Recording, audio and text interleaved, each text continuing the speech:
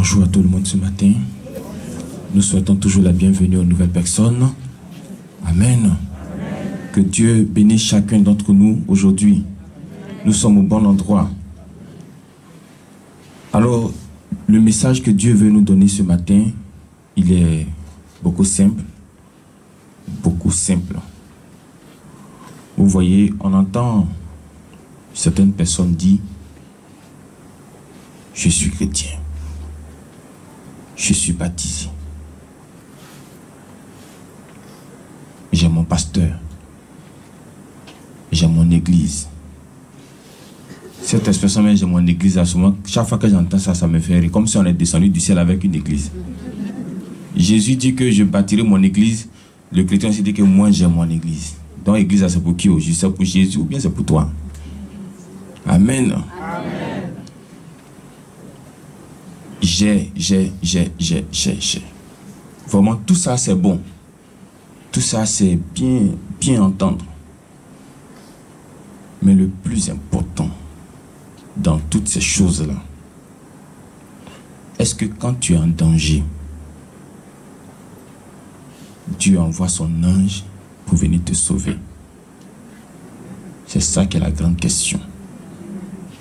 Est-ce que quand tu es en danger, est-ce que Dieu envoie son ange pour venir te sauver? Sinon, tu as ton pasteur, on va accepter, tu as ton église, tu es baptisé, tu tombes sous l'onction. Tout ça, c'est vraiment intéressant. Moi-même, je vais avoir ça aussi. Amen. Amen.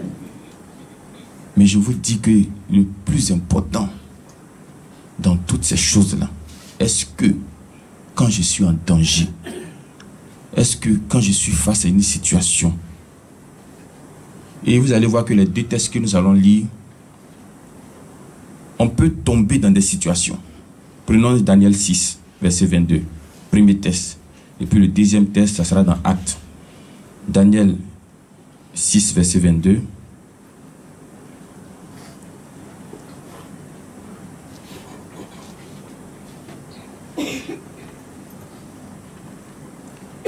Daniel 6, verset 22.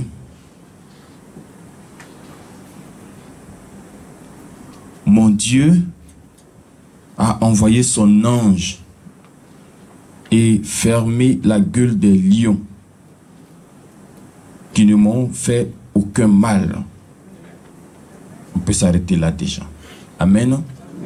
Son Dieu a envoyé son ange pour trouver Daniel où? Dans la fosse au lion. Est-ce que Dieu a empêché qu'on le jette dans la fosse au lion? Non.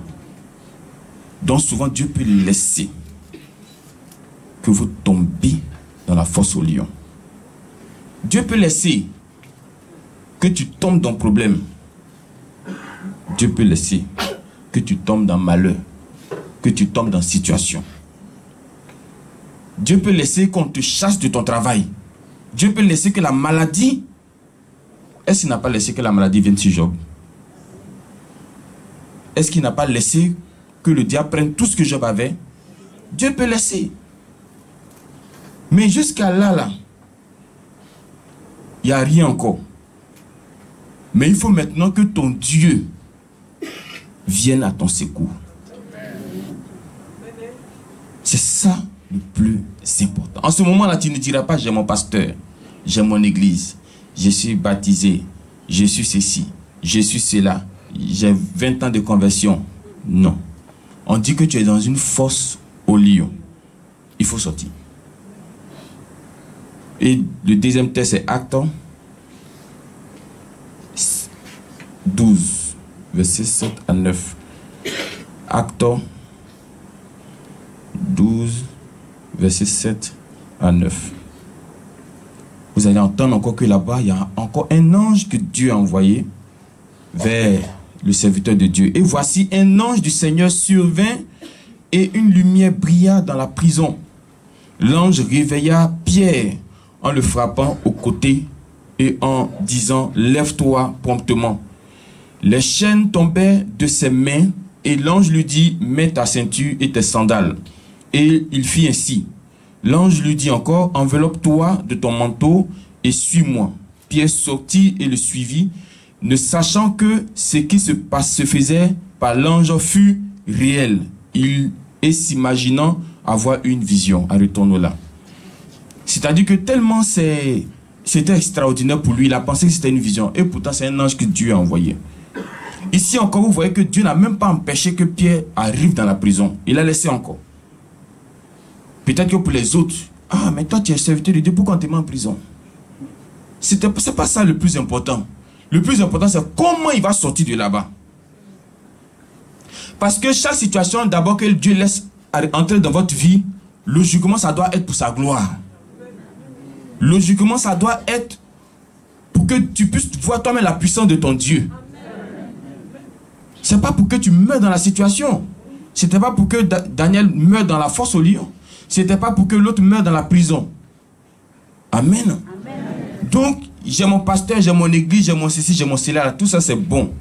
Mais nous, ce qu'on veut savoir, est-ce que quand tu es en danger, par exemple, il y a un accident qui vient devant toi, il y a la mort qui est prévue, est-ce que Dieu envoie son ange d'éviter cette mort-là? L'accident peut arriver parce que Dieu peut encore laisser.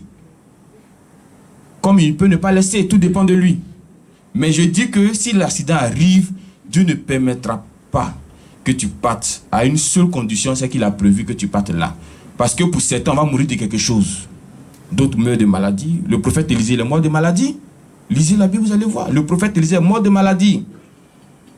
Est-ce que l'onction était finie en lui? Non, l'onction n'était pas finie en lui. La preuve en est que où ils l'ont enterré, là, il y a une personne, ils sont allés mettre à côté qui s'est réveillée.